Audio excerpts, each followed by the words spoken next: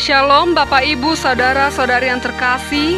Selamat pagi, salam sehat bagi kita semua. Sebelum kita mendengarkan renungan harian kita hari ini, marilah kita bernyanyi dari buku nyanyian HKBP nomor 75 ayat 1.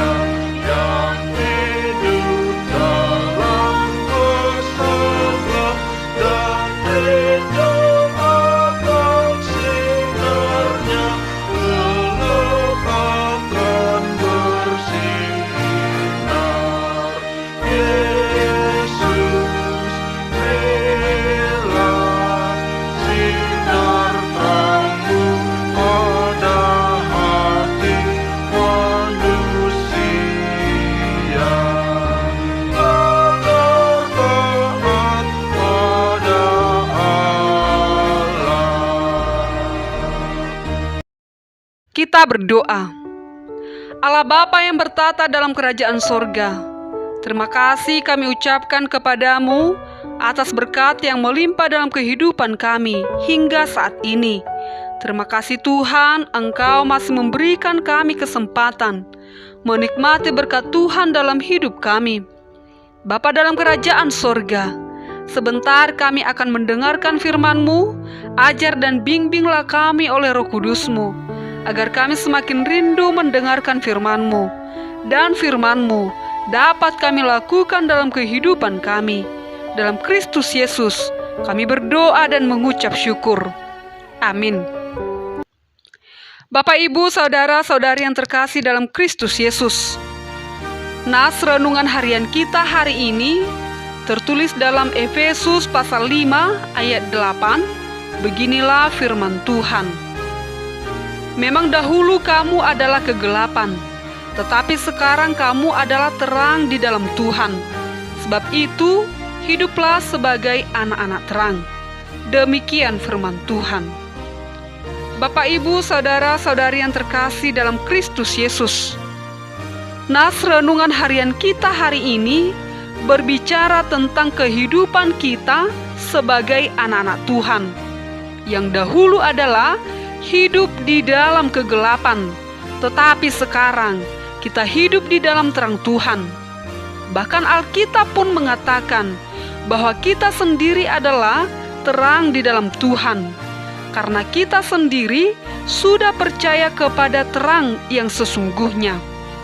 Anak-anak terang adalah orang-orang yang memancarkan terang kasih Kristus dalam setiap kesempatan. Kita yang sudah dipanggil dari kegelapan, ketika kita masih hidup di dalam dunia ini dan mengikuti cara hidup yang sia-sia, seharusnya tidak boleh kembali lagi ke dalam kegelapan.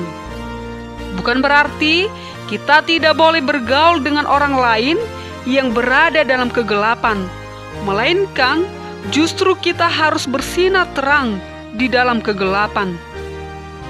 Bapak, Ibu, Saudara-saudari yang terkasih dalam Kristus Yesus, alangkah indahnya jika hati manusia itu sudah berubah dari kegelapan menuju terang. Hal itu akan kelihatan dari sikap dan perilaku kita.